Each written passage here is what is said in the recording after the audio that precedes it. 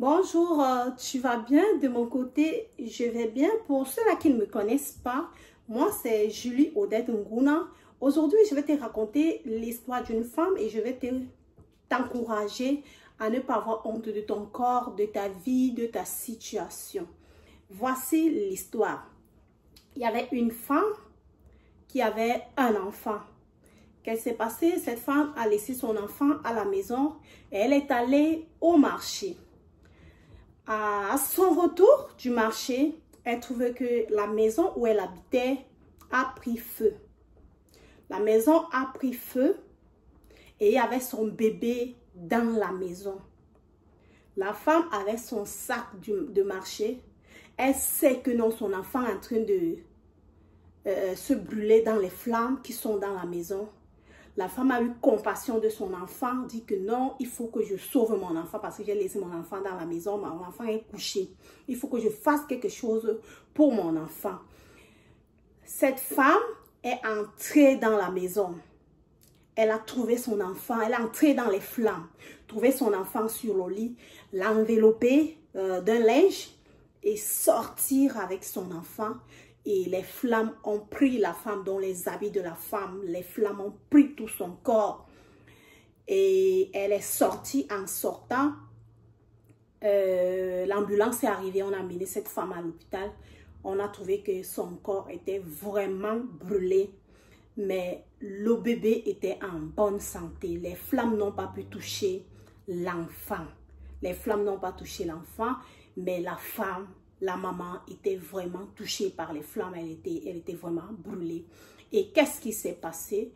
À la longue, on a pu traiter la femme, mais les cicatrices, les trucs de brûlure étaient toujours sur le corps de la femme. Donc la femme est restée comme ça pendant toute sa vie avec ces trucs-là, ces brûlures sur le corps, ces cicatrices-là sur son corps, sur son visage, sur sa tête. Un jour, son enfant a grandi, son enfant est déjà grande. Un jour, sa fille était au milieu de ses camarades. Donc elle était avec ses camarades, c'était une grande fille de 17 ans. Elle était avec ses camarades. Et sa mère, elle était de passage, elle voit sa fille. Elle appelle sa fille, ma fille. Après, ses camarades disent, voilà ta mère. La fille a dit, c'est pas ma mère. Parce que sur le visage de la femme était vraiment, comme on dessine les fantômes là, c'était vraiment...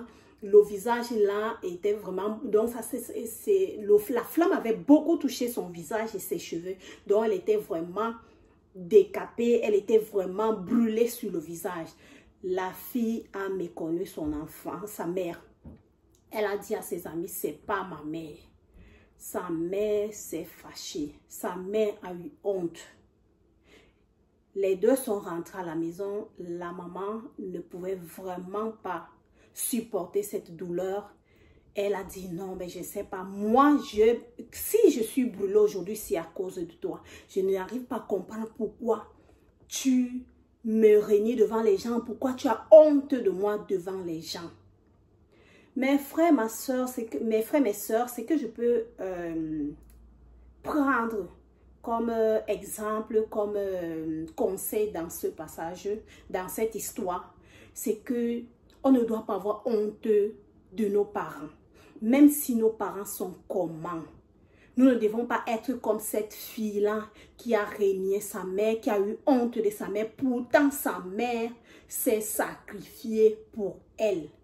Pourtant, sa mère s'est livrée pour elle. Si elle est devenue comme elle est devenue là, c'était pas... Elle était bien, elle était normale. Mais après cet incendie, elle est devenue, elle a changé parce qu'elle voulait sauver sa fille. Mais après, sa fille a eu honte d'elle. Donc, ce que moi je peux dire, c'est qu'on ne doit pas avoir honte de nos situations. On ne doit pas avoir honte de nos familles, même si ton frère est comment, même si ta mère est comment, c'est ton père, c'est ta mère. Il y a même d'autres, même que je suis souvent les histoires, d'autres ont honte de leurs enfants. Celle-là a déjà accouché, elle a honte de son enfant. Quand on dit, oh, c'est ton enfant, elle dit, non, c'est pas mon enfant, c'est l'enfant de qui? Tu ne dois pas avoir honte de ton enfant. De ton enfant, tu dois avoir honte de ton enfant.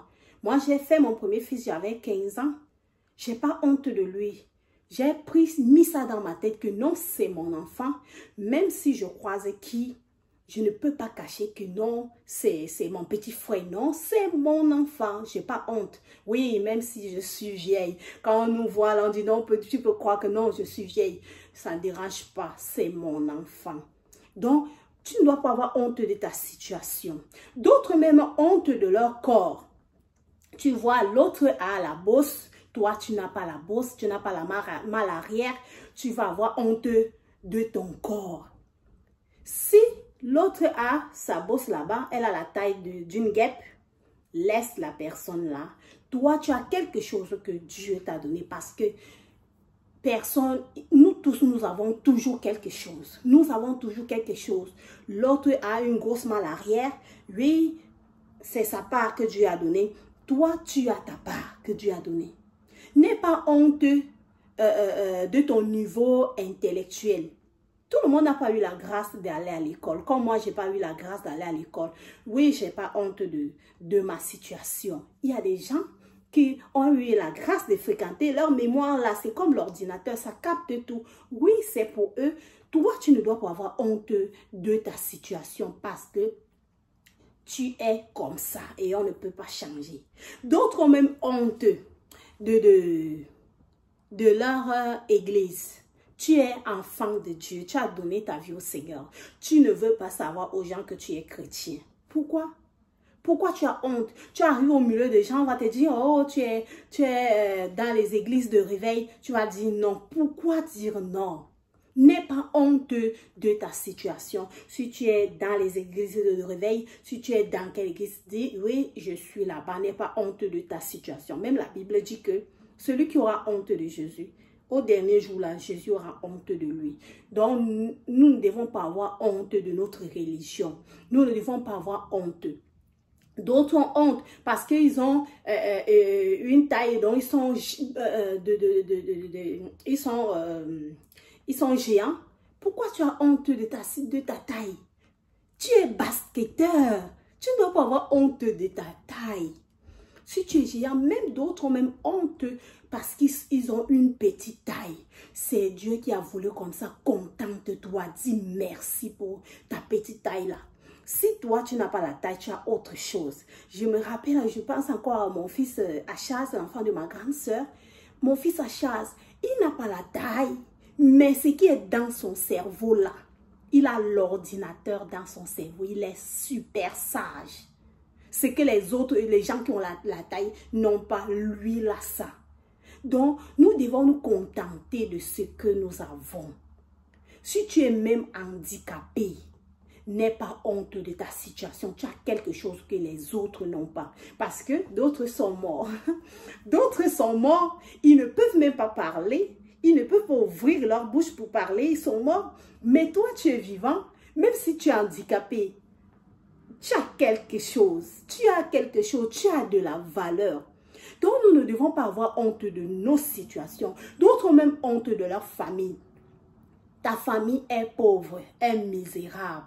N'aie pas honte de ta famille. Moi, c'est pour ça que vous allez voir dans mes vidéos. Je vais vous présenter les vidéos, les photos où quand j'étais au village. Oui, dans mon village au Cameroun, je faisais des chants, je défrichais, je faisais tout. Je n'ai pas honte. Aujourd'hui, ici au Canada, je n'ai pas honte de vous raconter qui j'étais avant. Donc, tu ne dois pas avoir honte de ta situation.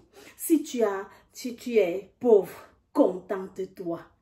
Mais cherchez les moyens, les stratégies pour sortir ta famille de là. Donc, mon frère, ma soeur, n'aie pas honte de ta situation. N'aie pas honte. Même si les gens se moquent de toi, là, toi, reste fidèle.